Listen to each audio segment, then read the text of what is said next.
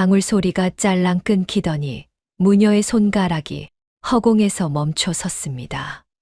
새해 운수를 보러 아들 며느리까지 데리고 온 최씨 부인은 비단 치마를 매만지며 코수슴을 치려던 찰나 무당이 얼굴을 바짝 들이밀고 귀에 바람처럼 속삭였지요.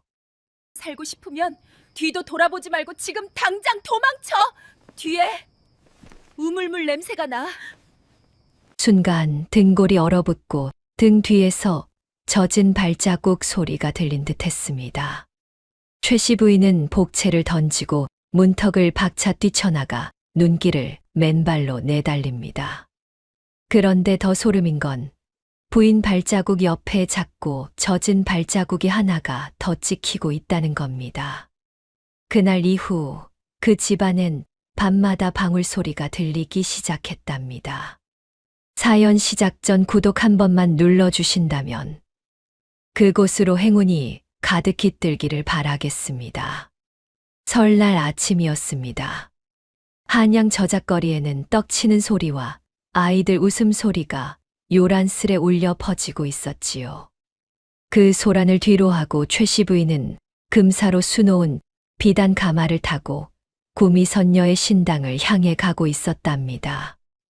이놈들아, 다리에 힘을 꽉 안 주느냐?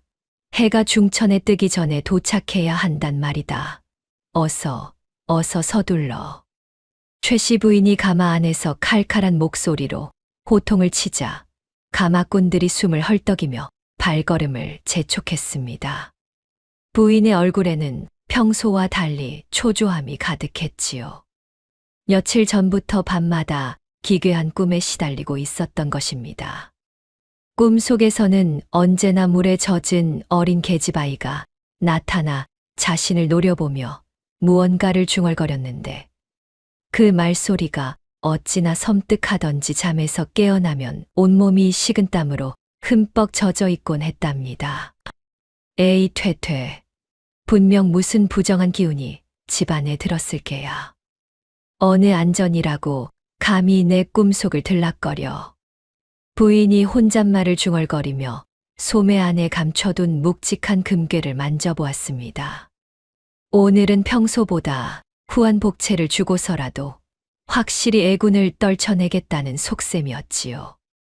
가마가 구미선녀 신당 앞에 도착하니 매캐한 침향 냄새가 바람을 타고 코끝을 찔렀습니다. 신당 처마 끝에 달린 풍경 소리가 쟁그랑거리며 묘한 분위기를 자아내고 있었지요. 부인마님, 다 왔습니다요. 신당 앞입니다. 가마꾼의 말에 최씨 부인이 가마에서 내려 신당 안으로 발걸음을 옮겼습니다. 신당 안은 어둑하고 습기가 가득했는데 한가운데에는 푸른 날이 선 작두가 놓여 있었습니다. 무당은 이미 굿을 준비하고 있었습니다. 붉은 치마를 휘날리며 기괴한 몸짓으로 춤을 추고 있었는데 그 모습이 마치 다른 세상의 존재 같았지요. 최씨 부인은 거드름을 피우며 소매 안에서 금괴를 꺼내어 복채함에 던져 넣었습니다. 자, 여기 내 정성이다. 오늘 아주 뿌리까지 싹 뽑아내야 한다. 알겠느냐? 쿵 소리가 나며 금괴가 바닥에 떨어지자 무당의 움직임이 갑자기 멈췄습니다. 방울을 흔들던 무당의 손이 허공에서 정지하더니 무당의 눈동자가 서서히 위로 뒤집히기 시작했습니다. 흰자위만 남은 무당의 눈이 어찌나 기괴하던지 최씨 부인은 무의식 중에 뒷걸음질을 쳤습니다. 무당이 갑자기 작두에서 내려와 최씨 부인에게 다가왔습니다. 부인의 멱살을 잡을 듯 바짝 다가선 무당이 귓가에 쉰 목소리로 거칠게 숨을 몰아쉬었지요. 흐흐흐, 으흐흐. 이 고약한 노인네야. 내 놈 등 뒤를 보아라. 물에 젖은 어린 계집이 시퍼런 낫을 들고 내 놈 목줄을 딱 겨누고 있구나. 당장이라도 확 그어버릴 기세야. 무당의 말이 끝나자마자 멀쩡하던 신당의 촛불들이 일제히 잦아들었습니다. 사방에 서늘한 한기가 몰아치며 최씨 부인의 목덜미에 소름이 돋았지요. 그게 무슨... 아니, 무당 양반, 말이 너무 심한 거 아니오? 대체 누가 있다는 거야? 최씨 부인이 말을 잇지 못하고 떨고 있을 때 무당이 다시 입을 열었습니다. 저 아이가 입을 벙긋거린다. 아지매, 기억나? 20해 전 그날 밤 나를 밀어버린 그 손을 내가 기억해. 내 놈이 저지른 짓을 저 아이가 다 알고 있단 말이다. 순간 최씨 부인의 얼굴이 흙빛으로 변했습니다. 손에 들고 있던 비단 부채가 바닥에 떨어지며 부인은 자신의 목덜미를 움켜잡았습니다. 아니야, 아니라고. 다 헛소리야. 저 무당이 미쳤나 봐. 저리 비켜. 부인이 소스라치게 놀라 뒤를 돌아보았지만 그곳에는 아무것도 보이지 않았습니다. 하지만 등골이 오싹해지는 시선을 느끼며 부인은 허공을 향해 부채를 휘둘렀지요. 저리 가. 오지 마. 이년아, 오지 말란 말이야. 으악. 결국 최씨 부인이 비명을 지르며 신당 문턱을 넘다 고꾸라졌습니다. 버선발로 눈길을 질주하는 부인의 모습이 어찌나 급박하던지 보는 이들이 모두 깜짝 놀랄 지경이었습니다. 이때 며느리 연화가 조용히 다가와 떨어진 비단 부채를 주었습니다. 연화는 공포에 질려 헛손질을 하는 시어머니의 등에 손을 얹으며 차가운 미소를 지었지만 이내 걱정스러운 표정으로 얼굴을 바꿨었지요. 아이고, 어머님, 이게 무슨 일입니까? 어디 다치신 곳은 없으셔요? 얼굴색이 왜 이렇게 종이장 같으십니까?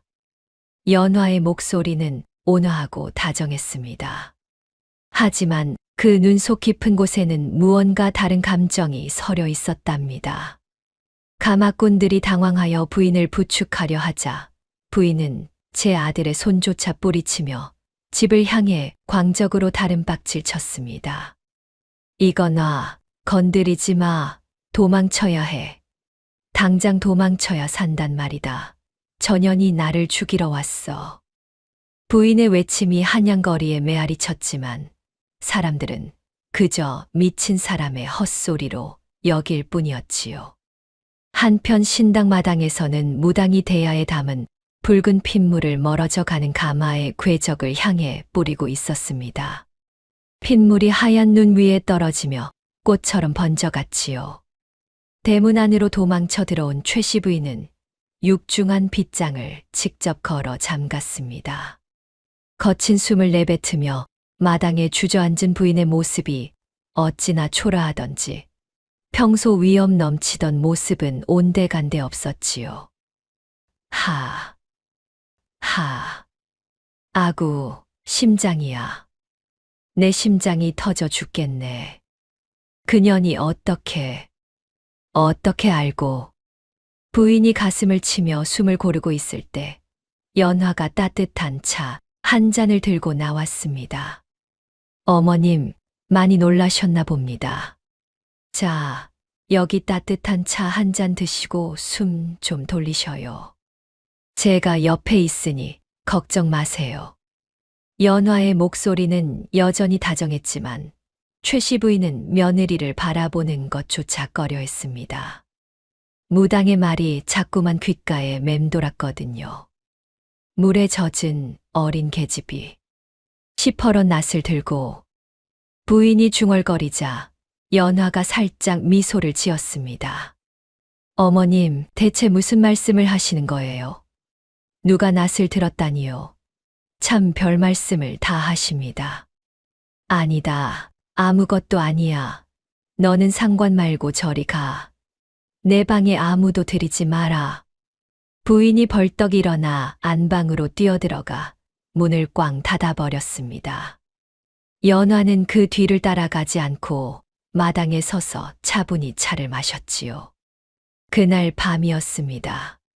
삼경이 지나도록 최씨 부인의 안방 문틈 사이로 가냘픈 방울 소리가 바람 소리에 섞여 끊임없이 들려왔습니다. 딸랑, 딸랑. 방울 소리는 처음에는 희미했지만 점점 선명해져 갔지요. 마치 누군가 방문 앞에서 일부러 흔들어대는 것 같았습니다. 최씨 부인은 이불을 뒤집어 쓰고 귀를 막았지만 그 소리는 멈추지 않았습니다. 오히려 더욱 또렷하게 들려오며 부인의 정신을 괴롭혔지요. 누구야? 거기 누구냐고. 이 밤중에 누가 장난질이야. 당장 나오지 못해. 부인이 소리를 지르며 방문을 박차고 나갔지만 마당은 고요하기만 했습니다. 달빛만이 하얗게 마당을 비추고 있을 뿐이었지요. 그런데 이상했습니다.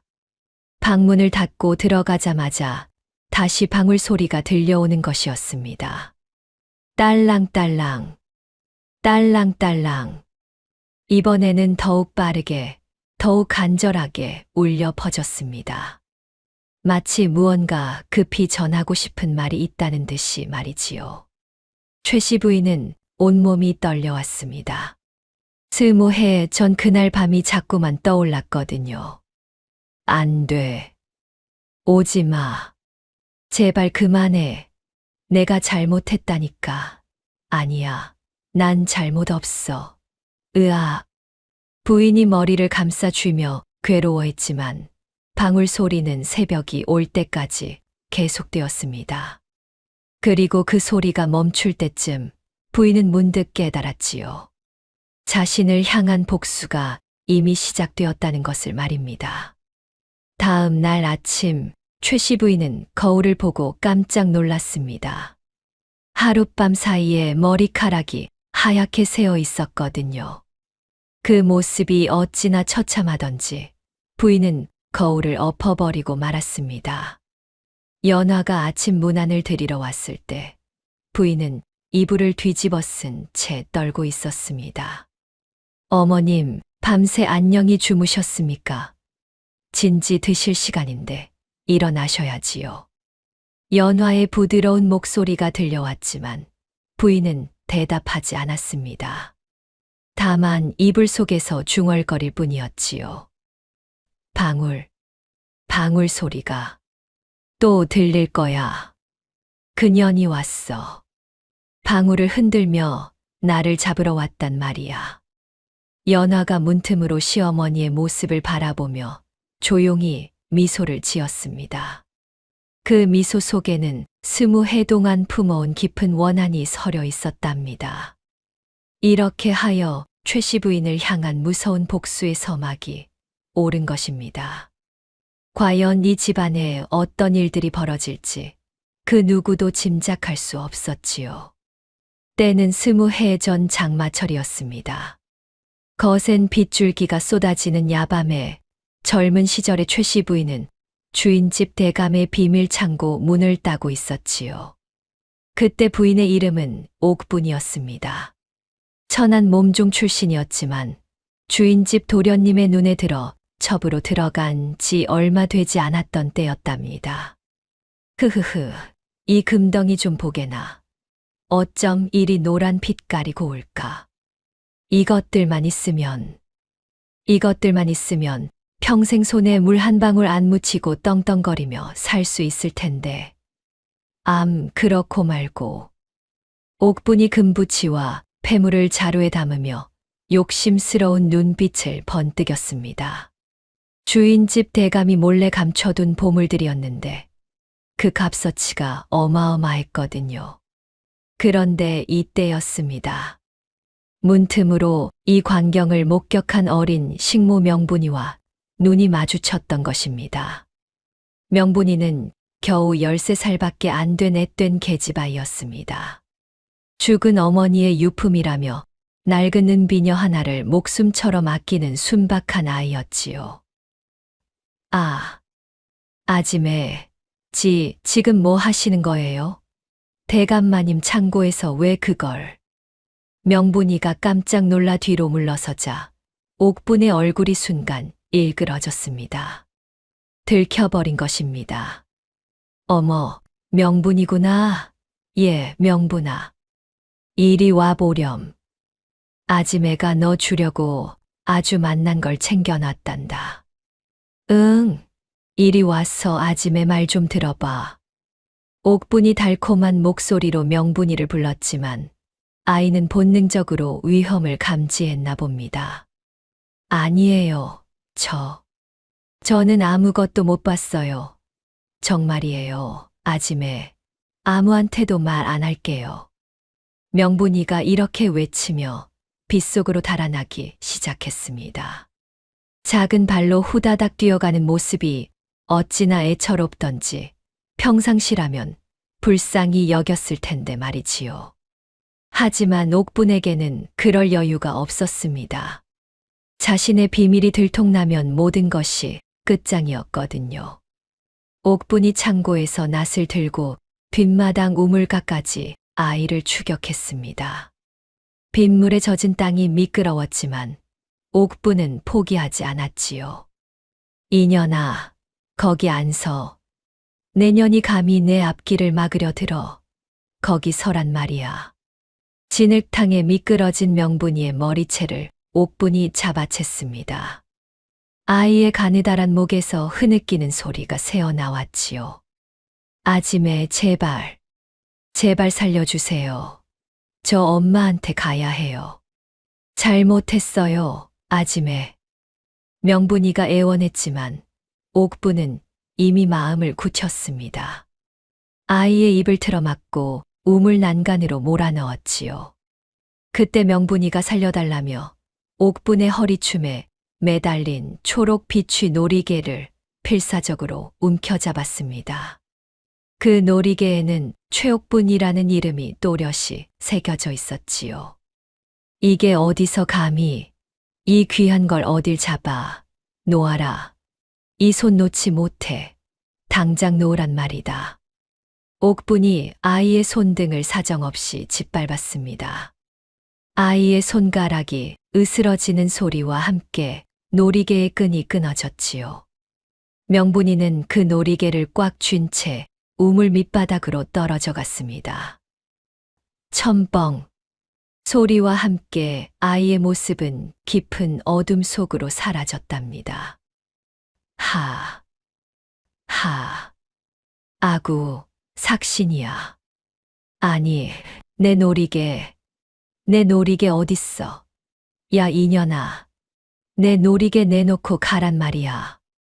옥분이 거친 숨을 내쉬며 횃불을 비춰 우물 안을 확인하려 했습니다. 하지만 세차게 쏟아지는 빗물과 깊은 어둠 때문에 놀이개의 행방을 찾을 수 없었지요. 에이, 젠장 맞을. 그 놀이개만 없어지면 완벽했을 텐데. 뭐, 설마 누가 여기까지 내려와서 보겠어. 물귀신 밥이나 되라지. 옥분이 이를 갈며 근처에 있던 육중한 바위를 굴려 우물 입구를 봉인했습니다. 그리고는 주인집 채에 불을 질러 모든 흔적을 지워버렸지요. 불길이 하늘 높이 치솟자 사람들이 우르르 몰려들었습니다. 불이야. 아이고, 이를 어째 도둑놈이 들어서 불을 질렀나 봐요. 사람 살려요. 옥분은 그 틈을 타서 도둑이 들어 불을 질렀다고 거짓말을 했답니다. 아이고, 옥분아. 너 무사했구나. 천만다행이다. 얼마나 놀랐겠니. 쯧쯧. 사람들은 옥분을 위로해 주었고 누구도 그녀를 의심하지 않았습니다. 명분이의 실종도 불 때문에 미처 피하지 못한 것으로 여겨졌지요. 그렇게 20해의 세월이 흘렀습니다. 옥분은 최씨 부인이 되어 떵떵거리며 살았지만 그날 밤의 일은 가슴 깊숙이 묻어두고 있었지요. 다시 현재로 돌아와서 말입니다. 최씨 부인은 화경 앞에 앉아 떨리는 손으로 머리를 매만지고 있었습니다. 어젯밤 방울 소리 때문에 한숨도 자지 못해 얼굴이 말이 아니었거든요. 아이고, 내 팔자야. 잠 한숨 못 잤더니 눈가가 퀭하네. 이게 다 무슨 해괴망측한 일이란 말인가. 그 무당년이 헛소리를 해서 내 정신이 다 나갔나 봐. 부인이 혼잣말을 중얼거리며 거울을 들여다보는데 깜짝 놀랄 일이 벌어졌습니다. 거울 속 자신의 어깨 위에 하얀 손이 놓여 있는 것이 보였거든요. 으악, 누구야, 거기 누구냐고. 부인이 화들짝 놀라 뒤를 돌아보았습니다. 그곳에는 단정하게 옷매무새를 만져주는 며느리 연화가 서 있을 뿐이었지요. 어머님, 저예요, 연화. 왜 이리 소스라치게 놀라셔요? 제가 옷매무새 좀 만져드리려고 왔지요. 연화의 목소리는 여전히 다정했습니다. 하지만 최씨 부인의 눈에는 연화의 눈빛이 과거 우물 속으로 사라지던 명분이의 절망적인 눈망울과 겹쳐 보였지요. 아, 아니, 연화였구나. 난 또 누가? 아니다. 아무것도 아니야. 내가 좀 예민해서 그렇다. 부인이 헛것을 본 듯 눈을 비비며 중얼거렸습니다. 이때 연화가 따뜻한 찻잔을 건넸습니다. 밤새 잠도 못 주무신 것 같은데 이거라도 드시고 기운을 차리세요. 몸에 좋은 약재를 넣고 푹 다렸답니다. 부인이 찻잔을 받으려다가 깜짝 놀라 손을 움츠렸습니다. 찬물 속에 어린아이의 잘린 손가락 모양이 비쳤거든요. 으악, 손가락. 저기 손가락이 있어. 죽은 아이 손가락이 둥둥 떠다닌단 말이야. 최씨 부인이 찻잔을 바닥에 내동댕이 쳤습니다. 깨진 사발 조각 위로 붉은 찬물이 피처럼 번져갔지요. 아이고, 어머님, 손가락이라니요? 이게 다 찬물인데 대체 뭘 보신 거예요? 보셔요. 여기 찻십 조각밖에 없지 않습니까? 연화가 놀란 척하며 바닥을 살펴보았지만 그곳에는 평범한 찻잔 조각들만 흩어져 있었습니다. 최씨 부인은 바닥을 기어 안방 구석으로 몸을 숨겼습니다. 마치 누군가 자신을 잡으러 올까봐 두려워하는 것 같았지요. 연화는 바닥에 떨어진 찻잔 조각을 손으로 하나하나 주워 담으며 조용히 말했습니다. 쯧쯧, 어머님께서 기력이 많이 쇠하셨나 봅니다. 헛것이 다 보이시고. 걱정 마셔요. 제가 깨끗이 치워드릴게요. 그러면서 연화가 부인의 발치에 있는 그림자를 살짝 밟았습니다. 최씨 부인은 왜인지 등골이 서늘해지는 것을 느꼈지요. 나는 아무것도 안 했어. 정말이야. 걔가 혼자 발이 미끄러져서 그런 거라고. 나는 잘못 없어. 부인이 중얼거리자 연화가 고개를 들어 부인을 바라보았습니다. 어머님, 누구를 말씀하시는 거예요? 누가 발이 미끄러졌다는 건가요? 저는 도통 무슨 말씀이신지 모르겠습니다. 연화의 질문에 최씨 부인은 더욱 당황했습니다. 아니야, 아무것도 아니라고. 너는 상관 말고 나가. 당장 나가란 말이야. 부인이 방문의 창구멍을 종이로 막으며 밖에서 들려오는 미세한 물방울 소리에 귀를 막았습니다. 그리고는 이불을 뒤집어 쓴 채 흐느끼기 시작했지요. 연화는 그런 시어머니를 지켜보며 차분히 찻잔 조각을 치웠습니다. 그 얼굴에는 묘한 만족감이 스쳐 지나갔답니다. 곧 모든 것이 밝혀질 것입니다. 억울하게 죽은 넋이 길을 찾고 있으니까요. 연화가 작은 목소리로 중얼거렸지만 이불 속에서 떨고 있는 최씨 부인의 귀에는 들리지 않았습니다. 이렇게 하여 20해 전의 진실이 서서히 모습을 드러내기 시작했습니다. 최씨 부인을 향한 복수의 그물이 점점 더 촘촘하게 조여오고 있었지요. 며칠 뒤 정오 무렵이었습니다. 최씨 부인은 연화가 시장에 나간 틈을 타서 며느리의 방 안으로 몰래 잠입했습니다. 분명히 뭐가 있어. 내 눈은 못 속이지. 그 요망한 년이 들어오고 나서 집안에 물비린내가 진동을 하고 말이야. 분명히 이 방구석 어딘가에 정체를 숨겨놨을 게야. 부인이 떨리는 손으로 방 안장롱 깊숙한 곳을 뒤지기 시작했습니다. 옷가지들 사이를 헤치고 들어가니 낡고 빛바랜 붉은 주머니 하나가 손에 잡혔지요. 주머니를 열어보니 그 안에는 뭔가 차가운 것이 들어 있었습니다. 부인이 조심스럽게 꺼내보니 끝이 뭉툭하게 부러진 은비녀가 나왔답니다. 이게 왜 여기 있어? 아니야. 그럴 리가 없어. 이건 분명히 그때 그년이 우물로 가지고 들어간 건데. 아이고, 무서워라. 이게 왜 여기 있냔 말이야. 그런데 그 순간 최 씨 부인의 얼굴이 핏기를 잃고 하얗게 변했습니다.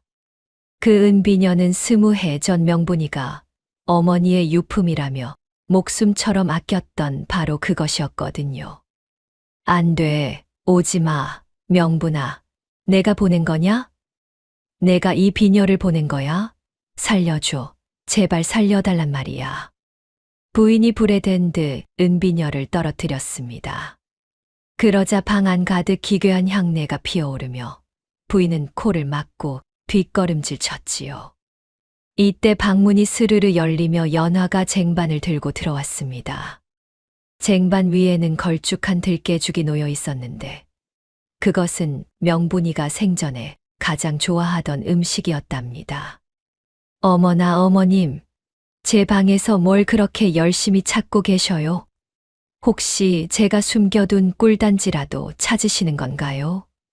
호호호. 연화의 목소리는 여전히 차분했습니다. 하지만 그 눈빛에는 묘한 서늘함이 깃들어 있었지요. 아니다. 나는 그냥 방이 좀 어질러져 있길래 청소 좀 해주려고. 그래, 청소하려고 들어왔다. 최 씨 부인이 말을 잇지 못하고 떨고 있을 때 연화가 한 걸음 더 다가왔습니다. 청소라니요. 어머님도 참. 혹시 바닥에 떨어진 이 비녀를 찾으셨던 건 아니고요? 어머님 얼굴이 왜 이렇게 흙빛이 되셨을까? 연화가 바닥에 떨어진 은비녀를 집어들며 조용히 물었습니다. 그게 왜 내 방에 있어? 내가 그걸 어디서 났느냐고. 당장 바른 대로 되지 못할까? 최 씨 부인이 소리를 지르자 연화가 슬픈 듯이 미소를 지었습니다. 이거요? 이건 제 목숨보다 소중한 거예요.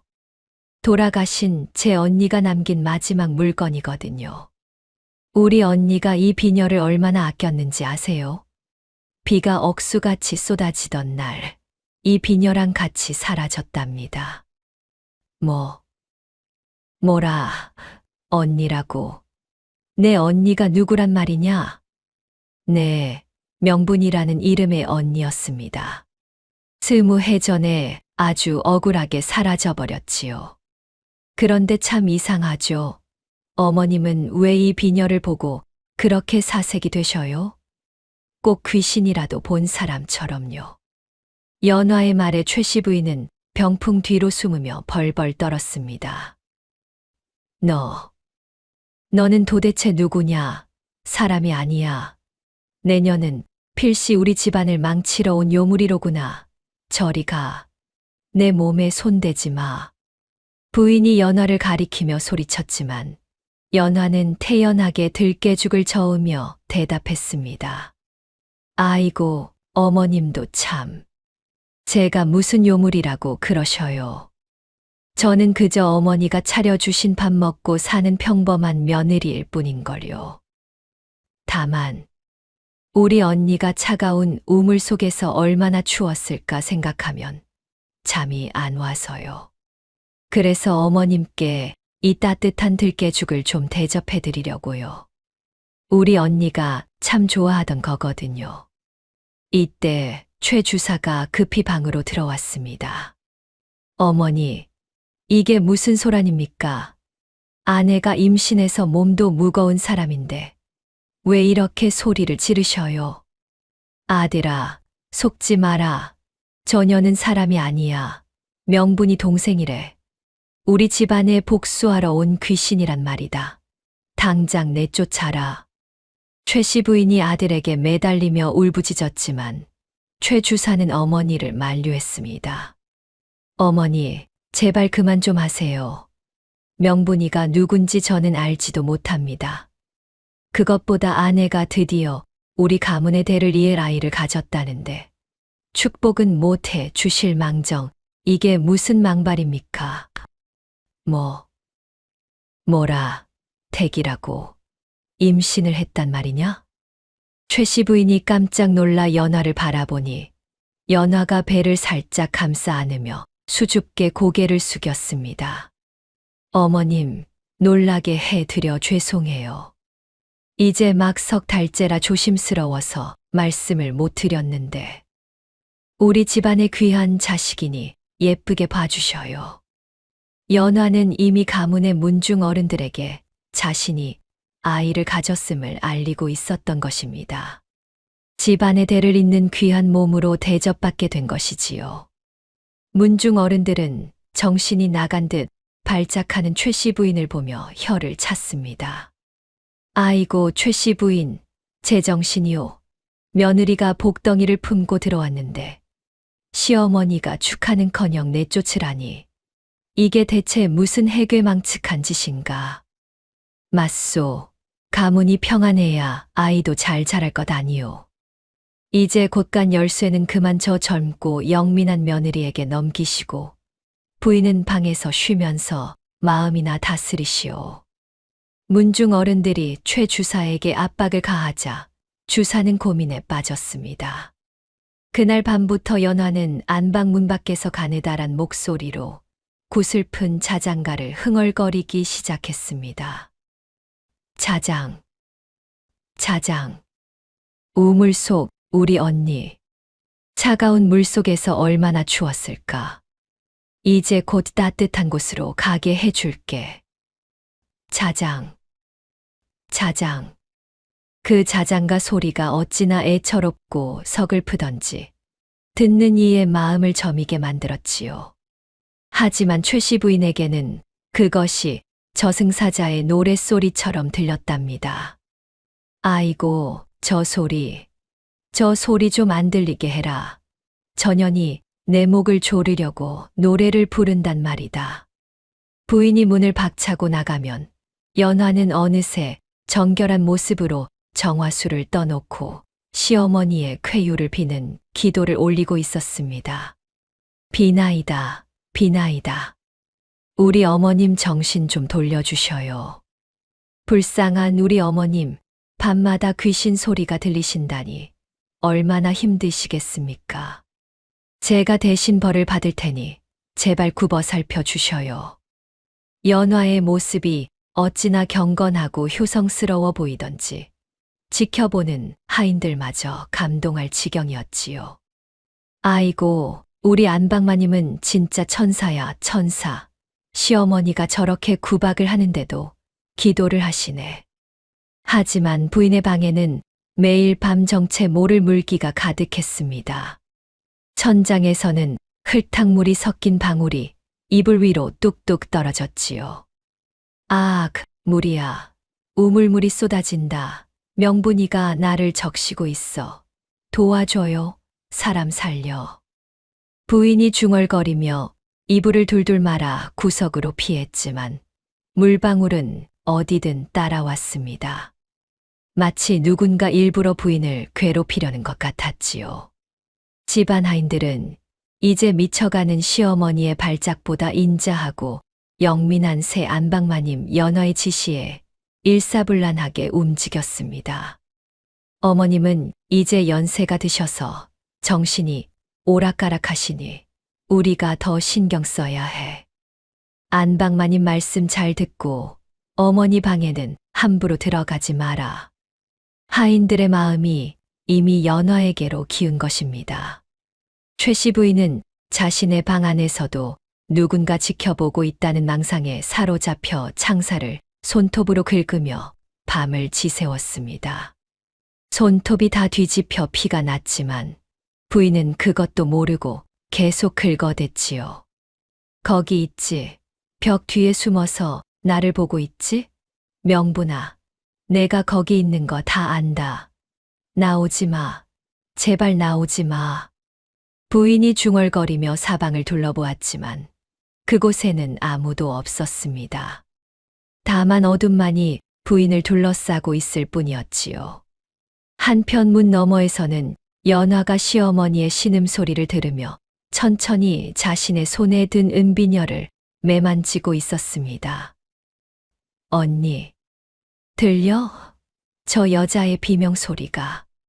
우리 언니가 흘린 눈물만큼, 아니 그보다 수만 배는 더 아프게 갚아줄게. 이제 시작이야.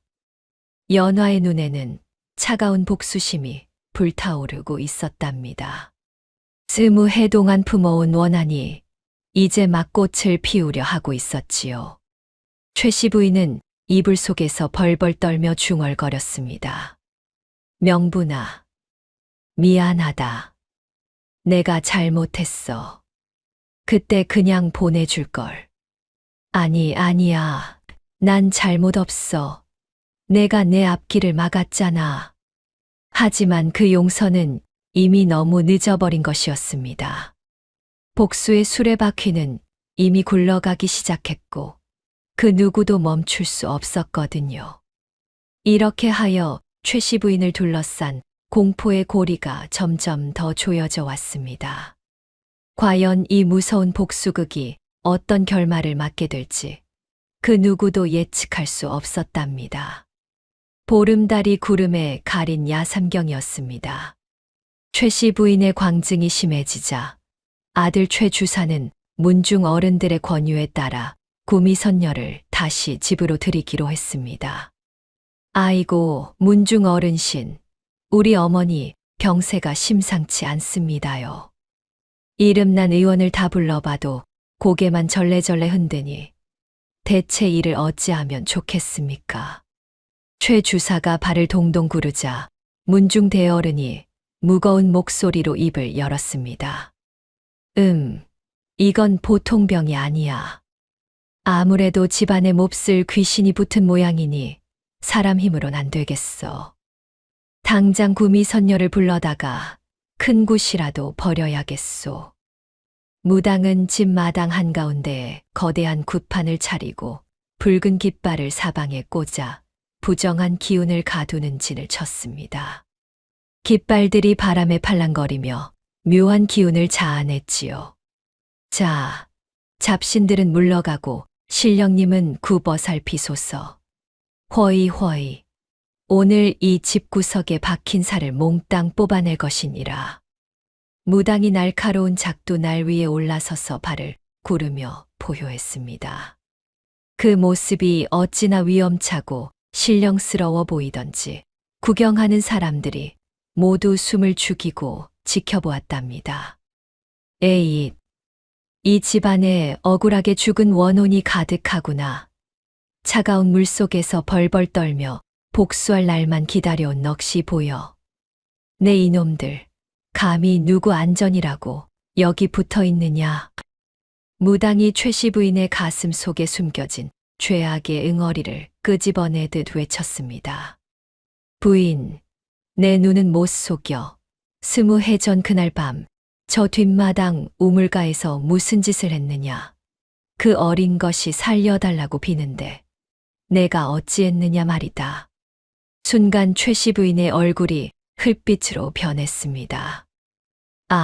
아닙니다. 무당 양반, 그게 무슨 망발이오. 난 모르는 일이오. 난 아무것도 안 했단 말이오. 하지만 무당은 기세를 늦추지 않고 더욱 크게 호통을 쳤습니다. 거짓말 마라. 내 죄가 하늘에 닿았느니라. 이 집안의 살을 풀고 내 목숨을 보존하고 싶으냐. 그렇다면 내가 쥐고 있는 그 흉측한 쇠덩이부터 당장 내던져라. 쇠덩이라니요. 무당 양반, 그게 대체 무슨 소립니까? 최 주사가 의아해하며 묻자 무당이 최씨 부인의 허리춤을 삿대질하며 소리쳤습니다. 저 부인이 목숨처럼 움켜쥐고 있는 저 열쇠 꾸러미 말이다. 저 쇳덩이가 모든 애군의 근원이니라. 저걸 버리지 않으면 이 집안 대가 끊기고 모두가 피를 토하며 죽을 게야. 공포에 질린 최씨 부인은 자신도 모르게 허리춤에 매달린 묵직한 열쇠 꾸러미를 만져보았습니다. 그것은 곳간 열쇠이자 집안의 모든 권력이었지요. 안 돼. 이것만은 못 내놓는다. 이게 어떤 열쇠인데. 내 아들, 내 집안을 지키는 열쇠란 말이다. 어머니, 제발 좀 버리세요. 저러다 어머니 정말 돌아가시면 어쩝니까? 가문을 위해서 제발 좀 내던지시라니까요. 아들이 울먹이며 매달리자 무당의 서슬퍼런 기세에 눌린 부인이 결국 열쇠를 마당 바닥에 내던지고 말았습니다. 쨍그랑. 열쇠들이 바닥에 떨어지는 소리가 적막한 밤 공기를 갈았습니다. 그때 연화가 소리 없이 다가와 바닥에 떨어진 열쇠를 주워들었지요. 아들과 문중 어른들은 묵인하며 연화를 새로운 안주인으로 인정했습니다. 아이고, 이제야 속이 다 시원하네. 연화야, 내가 이 열쇠를 잘 맡거라. 이제부터 이 집안 안살림은 내가 책임져야 한다. 네, 문중 어른신. 어머니를 대신해 정성을 다해 집안을 살피겠습니다. 걱정 마셔요. 최씨 부인은 무당의 지시에 따라 뒷마당에 가장 어둡고 습한 골방으로 안내되었습니다. 어머니, 신령님께서 말씀하시길 여기서 사흘 밤낮을 빌어야 살이 풀린다고 합니다. 조금만 참으셔요. 이게 다 어머니를 위한 일입니다. 골방의 문은 두꺼운 판자로 덧대어지고 무당은 문틈마다 붉은 부적을 다닥다닥 붙여 외부와의 소통을 완전히 차단했습니다. 자, 이제 신령님의 정화가 시작되었다. 3일 밤낮 동안 누구든 이 근처에 발을 들이는 자는 신령님의 노여움을 살 것이니 모두 물러가거라. 어둠이 깔리자 연화는 골방 뒤편 비밀 통로를 통해 물에 젖은 삼배, 천 수십 장을 방 안으로 밀어 넣었습니다. 골방 안에서 최씨 부인은 사방벽을 타고 흐르는 차가운 물줄기를 느끼며 바닥을 기어 다녔습니다. 악, 이게 뭐야? 왜 이렇게 축축해? 벽에서 물이 나와. 우물물이 차오른단 말이야? 사람 살려. 나 여기서 나갈래. 무당은 마당에서 계속해서 징을 울리며 부인의 정신을 몽롱하게 만들었습니다. 쨍, 쨍, 쨍, 명분아. 여기 내 원수가 있다. 어서 와서 잡아가거라. 쨍, 쨍. 그 소리에 맞춰 연화가 방울을 딸랑거렸답니다. 딸랑딸랑, 딸랑딸랑. 아지매, 나 여기 있어요. 우물 속은 너무 춥고 깜깜해. 나랑 같이 가자. 아지매.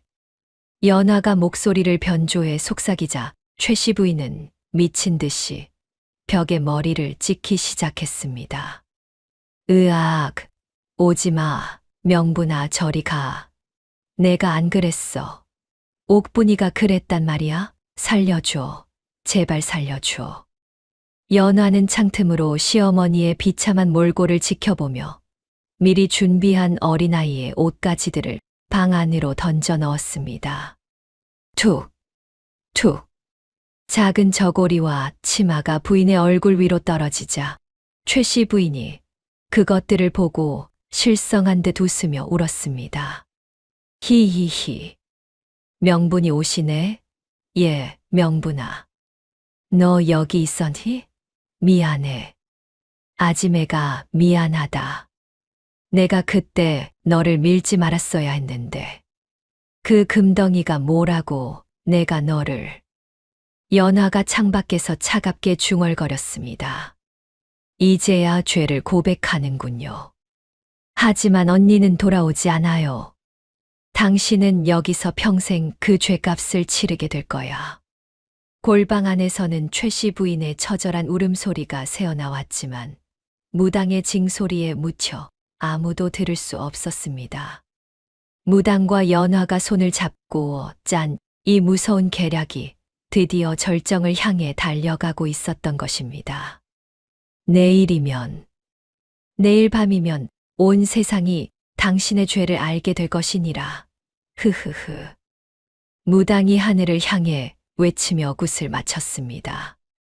과연 다음 날 최씨 부인에게는 어떤 무서운 심판이 기다리고 있을까요?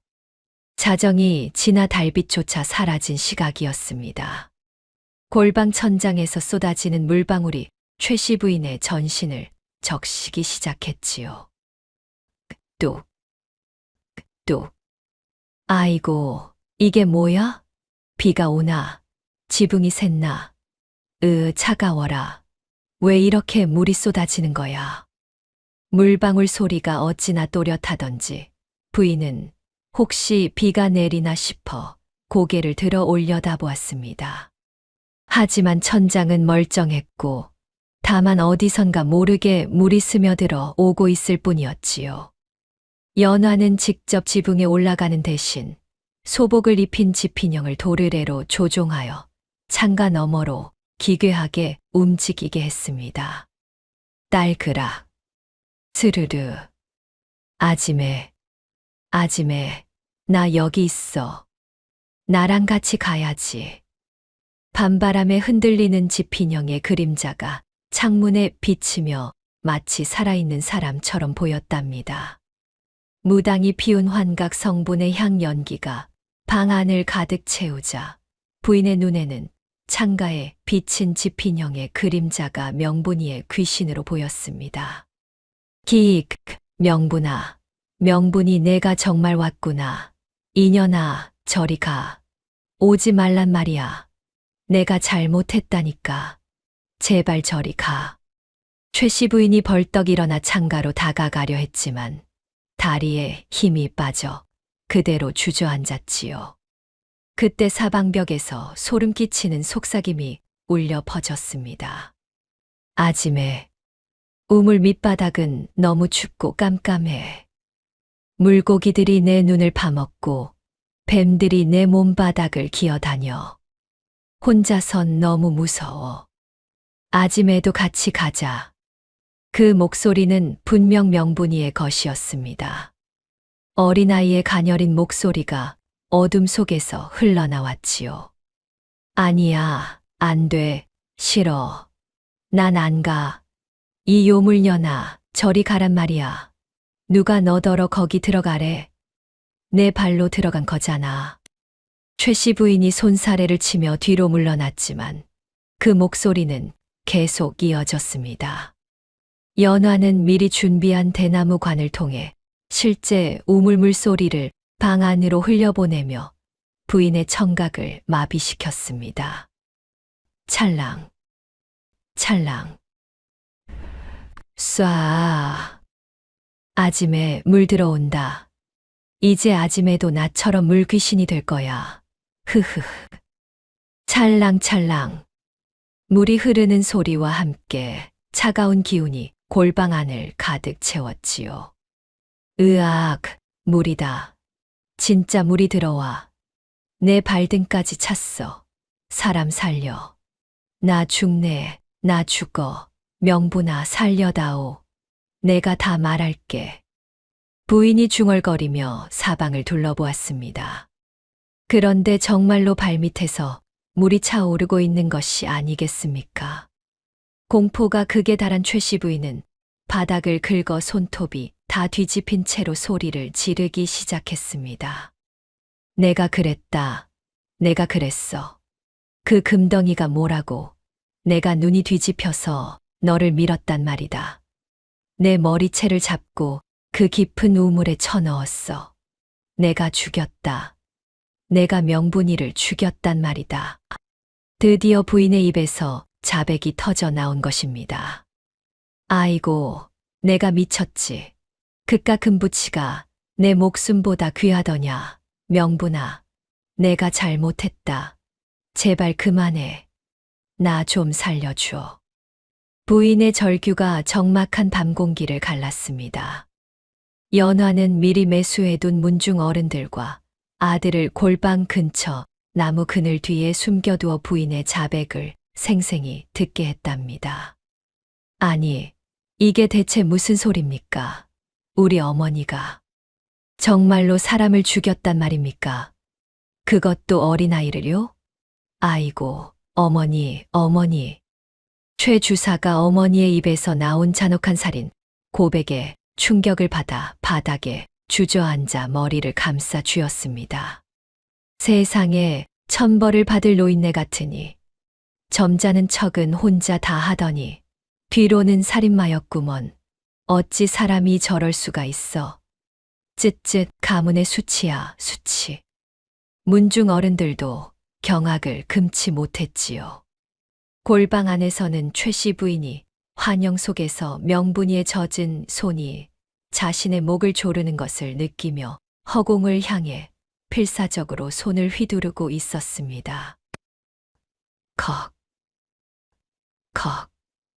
놓아라. 이 젖은 손 좀 치워. 숨이 막혀 죽겠다. 명분아, 살려줘. 으아.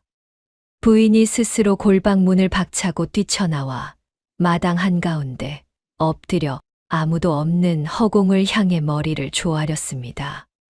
명분아, 내가 잘못했다. 내가 너를 밀었어. 이 늙은이의 죄를 용서해다오. 제발 나 좀 살려줘. 부인의 입가에서는 거품이 일고 눈동자는 초점을 잃은 채 사방을 두리번거리며 보이지 않는 무언가를 피하려 했습니다. 연화는 소리 없이 시어머니 뒤로 다가가 젖은 소복 자락을 살짝 부인의 발등에 스치게 했습니다. 기익, 발이야. 명분이가 내 발등을 잡았어. 물귀신이 나를 끌고 가려 한다. 으악. 부인이 비명을 지르며 마당을 가로질러 담벼락에 머리를 부딪혔습니다. 쿵 소리와 함께 부인이 그대로 쓰러져 정신을 잃었지요. 어머니, 정신 좀 차려보세요. 어머니. 최 주사가 급히 달려갔지만 부인은 이미 의식을 잃은 상태였습니다. 연화가 조용히 다가와 시어머니의 맥을 짚어보며 말했습니다. 서방님, 너무 놀라지 마셔요. 다행히 숨은 붙어 계십니다. 하지만 지은 죄가 너무 무거워 혼백이 달아난 모양이에요. 어머님 마음속에 맺힌 응어리를 풀어드리지 않으면 영영 깨어나지 못하실지도 모릅니다. 무당이 굿을 마치며 최 주사에게 말했습니다. 이제 원혼이 자기 정체를 드러냈으니 진실을 밝혀야 살 길이 열립니다. 저 부인이 숨기고 싶어 하던 마지막 증거를 찾아내야 합니다. 증거라니요. 무당 양반, 그게 대체 뭡니까? 죽은 아이가 우물로 떨어질 때 혼자 가지 않았습니다. 저 부인의 아주 소중한 것을 움켜쥐고 내려갔단 말입니다. 그걸 찾아야 이 집안에 내린 저주가 풀릴 것이오. 연화가 고개를 끄덕이며 조용히 말했습니다. 서방님, 어머님이 아까부터 계속 우물하시지 않았습니까? 혹시 뒷산 고택에 있는 그 막힌 우물 말이에요. 거기를 한번 파보는 게 어떨까요? 그래야 어머님도 우리 집안도 살 수 있을 것 같아요. 최 주사가 깜짝 놀라 연화를 바라보았습니다. 우물을 판다고 20년이나 지난 그 우물을 말이오? 하지만 거긴 이미 돌로 막아놨는데. 그래도 파야 합니다. 저 노인네가 제 입으로 사람을 죽였다고 했으니 사실인지 확인을 해야 할 것 아니오. 여보게들, 내일 날이 밝는 대로 연장 챙겨서 고택으로 모이세. 문중 어른들의 불호령에 아들도 결국 고개를 끄덕였습니다. 연화는 쓰러진 시어머니를 내려다보며 마음속으로 중얼거렸습니다. 언니, 조금만 더 기다려. 내일이면 언니가 20년 동안 꽉 쥐고 있었던 그 놀이개가 세상 밖으로 나올 거야. 그때가 저 여자의 진짜 끝이야. 다음 날 동이틀 무렵이었습니다. 최 씨 부인은 잠시 정신을 차린 듯 하더니 갑자기 눈을 부릅뜨고 부엌으로 달려갔지요. 이년, 이 요물년, 이 모든 게 다 전연짓이야. 그렇고 말고, 내가 죄를 지었다고, 내가 사람을 죽였다고, 히히히, 다 전연이 향을 피워서 나를 홀린 거야. 내 정신을 쏙 빼놓고 가짜 소리를 하게 만든 거라고. 부인이 식칼을 움켜쥐고 광적으로 중얼거렸습니다. 칼날이 아침 햇살에 번쩍 빛나며 섬뜩한 기운을 풍겼지요. 오냐, 내가 나를 미친년으로 만들었지. 그럼 내가 진짜 미친년이 되어주마. 내 배를 갈라버리고 그 잘난 요물을 꺼내야겠다. 그래야 내가 산다. 내가 살아. 부인의 눈에는 광기가 서려 있었습니다. 하룻밤 사이에 머리카락이 더욱 하얗게 새어 있었지요. 연화야, 이 요물년아, 당장 나오너라. 내년의 가면을 내가 확 벗겨주마. 최 씨 부인이 식칼을 휘두르며 연화의 처소로 난입했습니다. 문을 벌컥 열어 젖히니 연화가 조용히 바느질을 하고 있었답니다. 임신한 몸인 연화는 피하지 않고 차분히 서서 칼날을 든 시어머니를 슬픈 눈으로 응시했습니다.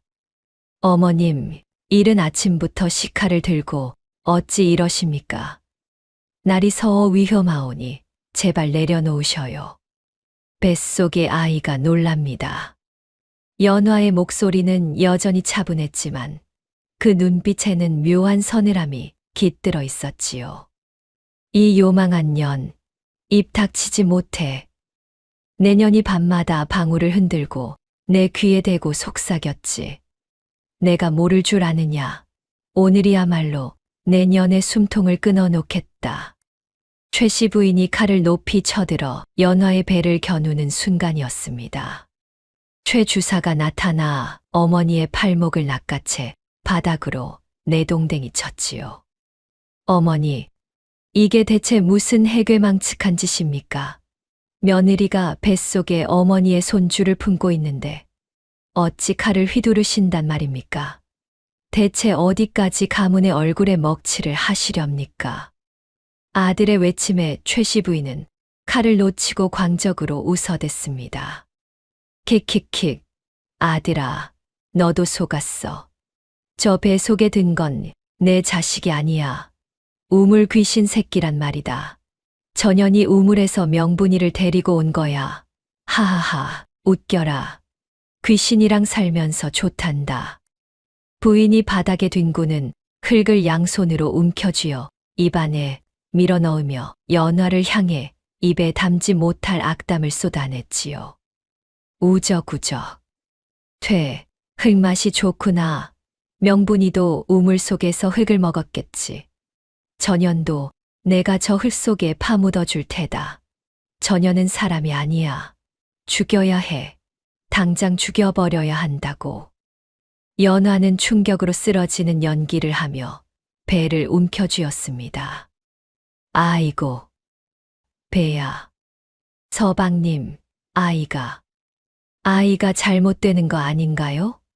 어머니, 제발 진정하세요. 제가 잘못했습니다. 제발 아이만은. 연화야, 정신 차려라. 이보게들, 뭐 하고 있나? 의원을 부르러 가지 않고 당장 어머니를 묶어라. 어서. 최 주사가 급히 아내를 부축하자 하인들이 의원을 부르러 대문 밖으로 뛰쳐나갔습니다. 어머니, 이제 그만하십시오. 어머니 손주를 죽이려 하시다니 정말 실성하신 겁니까? 이제 더는 못 참겠습니다. 아들이 미쳐버린 어머니를 향해 절망의 눈물을 흘리며 가솔들을 시켜 부인을 밧줄로 꽁꽁 묶게 했습니다. 최 씨 부인은 포승줄에 묶인 채로도 계속 소리를 질러댔지요. 우물 속에 죽은 명분이가 날 부르고 있다. 저기 봐라. 명분이가 낫을 들고 서 있잖아. 히히히, 연화야. 내가 명분이지. 내가 나를 잡으러 온 명분이지. 부인이 허공을 향해 발길질을 하며 광적으로 웃었습니다. 이놈들아, 이거 놔. 내가 주인이야. 전현이 범인이라고. 명분이가 나를 데리러 온 거란 말이야. 전현 몸속에 귀신이 들었어. 부인은 아들의 바지가랑이를 물어뜯으며 끝까지 자신의 무죄와 연화의 정체를 주장했지만 누구도 믿지 않았습니다. 아이고, 저 노인네 좀 봐. 귀신 타령을 하더니 이제는 흙까지 씹어드시네. 정말 안 됐구먼. 지은 죄가 얼마나 크면 저렇게 정신이 회가닥 나갔을까. 문중 어른들이 혀를 차며 고개를 저었지요. 연화는 방 안에서 안정을 취하는 척하며 침상 밑에 숨겨두었던 명분이의 은비녀를 꺼내어 깊은 한숨을 내쉬었습니다. 언니, 이제 정말 마지막이야. 조금만 참아. 저 여자가 지은 죄 하나도 빠짐없이 다 돌려받게 해줄게. 연화가 비녀를 가슴에 품으며 작은 목소리로 속삭였지요. 한편 최 주사는 집안의 명예를 지키기 위해 어머니를 관아에 넘기는 대신 뒷마당 광에 가두고 자물쇠를 채웠습니다. 어머니, 제발 좀 진정하세요. 정신을 차리실 때까지는 여기 계셔야 합니다. 이게 다 가문을 위한 길입니다. 아들의 말에 최 시부인은 더욱 격렬하게 소리를 질러댔지요. 이놈아, 내 말을 믿어라. 전현이 내 마누라가 아니야. 저것은 우물 귀신이란 말이다. 문 열어. 문 열란 말이야. 하지만 아무도 듣지 않았습니다. 광 안에서 최 시부인은 벽을 손톱으로 긁어 자신의 이름과 명분이의 이름을 피로 써 내려가며 광기를 내뿜었습니다. 명분아, 미안해. 아니야, 내가 안 죽였어. 내가 혼자 빠진 거잖아. 으악, 손톱이야. 내 손톱이 다 빠진다. 명분아, 살려줘. 부인이 벽에 머리를 부딪히며 통곡했지만 그 소리는 두꺼운 광문에 막혀 밖으로 새어나오지 못했답니다. 마을 사람들은 담벼락 너머로 들려오는 부인의 괴성에 귀를 막으며 수군거렸지요. 아이고, 밤낮으로 곡소리가 들리니 동네 망신이네. 참, 죄지은 자의 말로가 저리도 참혹하구나. 하늘이 다 보고 있다더니 틀린 말 하나 없구먼. 연화는 눈물을 닦고 거울 앞에 앉아 비로소 자신의 진짜 얼굴을 마주했습니다. 스무 해 동안 숨겨온 복수심이 이제 막 결실을 맺으려 하고 있었거든요. 언니, 내일이야. 내일이면 사람들이 그 차가운 우물을 파헤칠 거야. 그리고 언니가 20년 동안 꽉 쥐고 있었던 그 증거를 내놓겠지. 연화가 거울 속 자신을 바라보며 마지막 계획을 점검했습니다. 그 시각 광 안에서는 최 시부인이 벽에 기대어 중얼거리고 있었습니다. 우물. 그 우물만 파보면 내가 한 일이 아니라는 걸 알 텐데. 아니야, 파면 안 돼. 파면 내가 죽어. 명분아, 나오지 마. 나오지 말란 말이야. 하지만 부인은 알지 못했습니다. 바로 그 우물에서 자신을 파멸시킬 결정적인 증거가 나올 것이라는 것을 말이지요. 연화의 복수는 이제 마지막 단계에 접어들었습니다. 20해 전 그날 밤의 진실이 마침내 세상에 드러날 때가 온 것이었답니다. 밤하늘에는 차가운 별들만이 반짝이고 있었고 복수의 여신은 조용히 미소를 지으며 마지막 승부수를 준비하고 있었습니다. 사흘이 지난 아침이었습니다. 연화가 최 주사에게 조심스럽게 말을 꺼냈지요. 서방님, 어머니의 광증을 근본적으로 고치려면 그 맺힌 원한의 실체를 확인해야 할 것 같습니다. 무슨 뜻입니까? 어머니께서 계속 우물 얘기를 하시지 않습니까? 혹시 그곳에 무언가 있을지도 모르지요. 최 주사가 고민에 잠기자 문중 어른들이 한 목소리로 말했습니다. 그래, 한번 확인해 보는 것이 좋겠소. 이대로 두면 가문의 명예만 더 실추될 뿐이오. 최 주사는 가솔들과 장정들을 소집하여 20해 전 폐쇄되었던 뒷산 고택의 우물가로 향했습니다. 연화도 몸이 무거운 채로 따라 나섰지요. 이래 동안 내린 비로 진흙탕이 된 우물가에서 장정들이 밧줄을 걸어 육중한 봉인 바위를 들어 올리기 시작했습니다. 어기차, 어기차. 장정들의 구호 소리가 산등성이에 울려 퍼졌답니다. 바위가 조금씩 들려지자 연화가 조용히 중얼거렸습니다. 언니, 이제 세상에 나올 때가 왔어. 마침내 바위가 완전히 옮겨지자 우물 입구에서 20해 동안 갇혀있던 썩은 물 냄새와 한기가 안개처럼 뿜어져 나왔습니다. 이게 무슨 냄새요? 장정들이 코를 막으며 뒤로 물러섰지요. 연화가 준비해온 횃불을 장정 하나에게 건네며 말했습니다. 조심스럽게 내려가서 확인해 보세요. 예, 안방마님. 장정이 횃불을 든 채 우물 밑바닥으로 조심스럽게 내려갔습니다. 깊은 어둠 속에서 횃불빛만이 흔들거리며 희미하게 빛났지요. 어라. 우물 밑에서 장정의 놀란 목소리가 올라왔습니다. 뭔가 있습니다. 뼈 같은 게 있어요. 최 주사의 얼굴이 창백해졌습니다. 장정이 진흙 더미를 파헤치기 시작하자 한참 후 작은 유골이 광주리에 담겨 올라왔습니다. 그 유골은 어린아이의 것으로 보였는데 손가락 뼈가 무언가를 꽉 움켜쥐고 있었지요. 이게 뭡니까? 최 주사가 떨리는 목소리로 물었습니다. 연화가 다가가 유골을 확인하며 오열하기 시작했습니다. 언니구나. 그리고는 유골에 굳게 다물린 손뼈 사이에서 흘덩이를 직접 손으로 털어냈지요. 진흙 속에서 모습을 드러낸 것은 놀라운 것이었습니다. 최옥분이라는 이름이 또렷이 새겨진 낡은 초록빛 빛이 놀이개였거든요. 이게 최 주사가 그 놀이개를 보고 경악했습니다. 그것은 분명 어머니가 젊은 시절 차고 다니던 것이었거든요. 놀이개에 끄는 명분이가 마지막 순간에 잡아당긴 듯 거칠게 뜯겨 있었고, 유골은 20해의 세월 동안 이를 놓지 않고 있었던 것입니다. 연화가 떨리는 목소리로 말했습니다.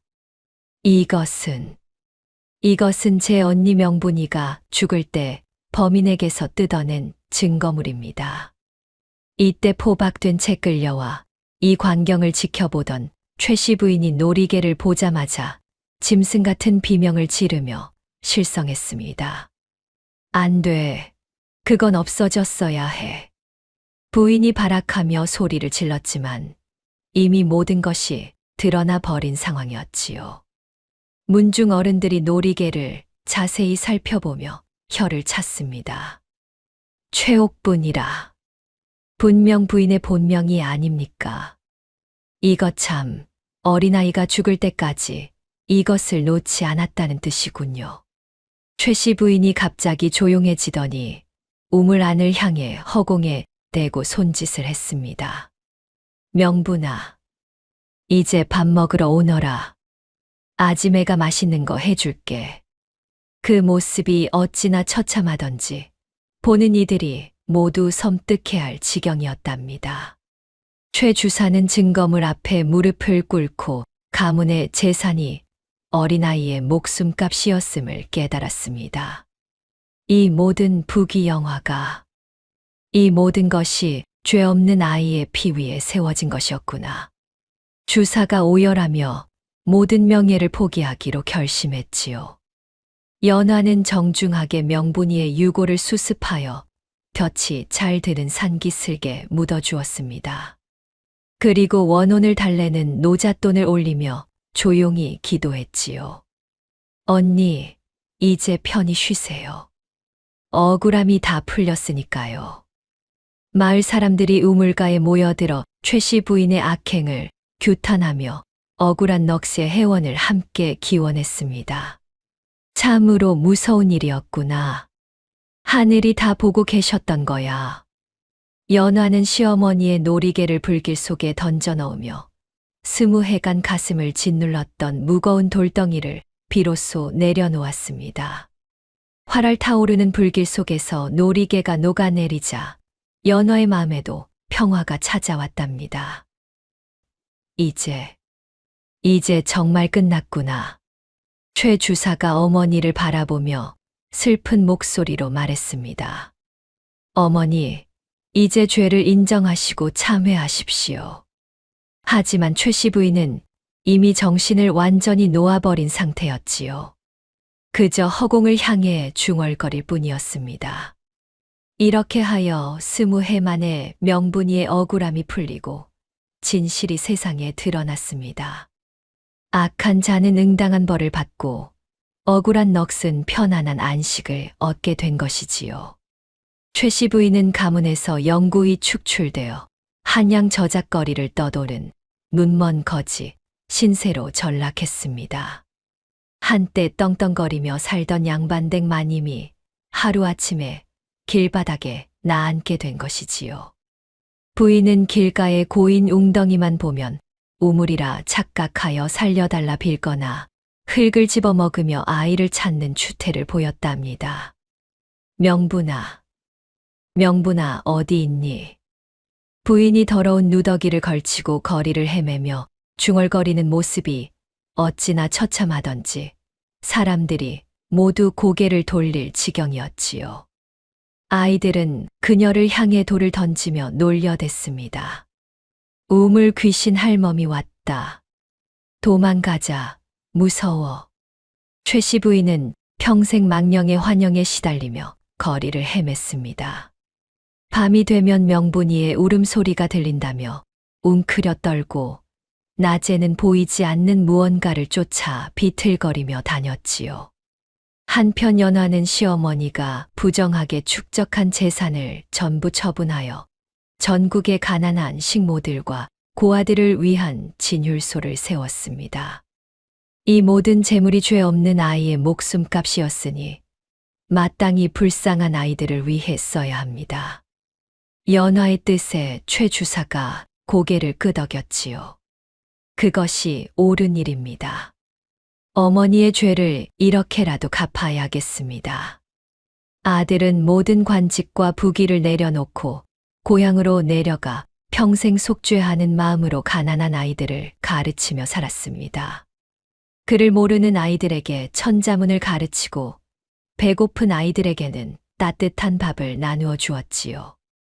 연화가 낳은 아들은 영민하고 올곧게 자라 장성하자마자 대과의 장원 급제하여 가문의 이름을 다시 일으켰습니다. 어머니, 저는 언제나 할머니 명분이를 기억하겠습니다. 아들이 어머니에게 말하자 연화가 고개를 끄덕였답니다. 그래, 억울하게 죽은 이들을 잊지 않는 것이 우리의 도리란다. 세월이 흘러 연화의 머리에는 하얀 서리가 내려앉았지만 그녀의 눈빛은 그 어느 때보다 맑고 평온했습니다. 복수를 완성한 후에 연화에게는 더 이상 원한이 아닌 자비와 평화가 깃들어 있었지요. 어느 봄날 연화는 꽃이 만발한 뒷마당에 옛 우물터를 찾아갔습니다. 그곳에는 이제 아름다운 꽃밭이 조성되어 있었답니다. 연화가 그 위에 하얀 백합 한 송이를 놓아두며 조용히 기도했습니다. 언니, 편히 쉬세요. 이제 모든 것이 끝났으니까요. 우물터는 이제 흙으로 메워져 꽃들이 만발한 정원이 되었고 그곳에서는 더 이상 기괴한 방울 소리가 들리지 않았습니다. 연화가 미소를 지으며 돌아서는 순간 어깨 위로 나비 한 마리가 내려앉았다가 하늘 높이 날아올랐습니다. 그 나비는 마치 명분이의 영혼이 자유로워진 것처럼 보였지요. 마을 사람들은 이 집안의 이야기를 인과응보의 귀감으로 삼아 대대손손 자식들에게 들려주었습니다. 악한 일을 하면 반드시 그 대가를 치르게 된단다. 하늘이 다 보고 계시니 착하게 살아야 한다. 연화의 아들은 어머니의 고결한 성품을 본받아 백성을 아끼는 청백리로 이름을 떨치며 가문을 번창시켰습니다. 그는 늘 가난한 이들을 돌보고 억울한 일을 당한 사람들을 도와주었지요. 내가 이 자리에 있을 수 있는 것도 할머니의, 명분이의 희생 덕분입니다. 아들이 관청에서 일할 때마다 이렇게 말하며 정의롭게 백성을 다스렸답니다.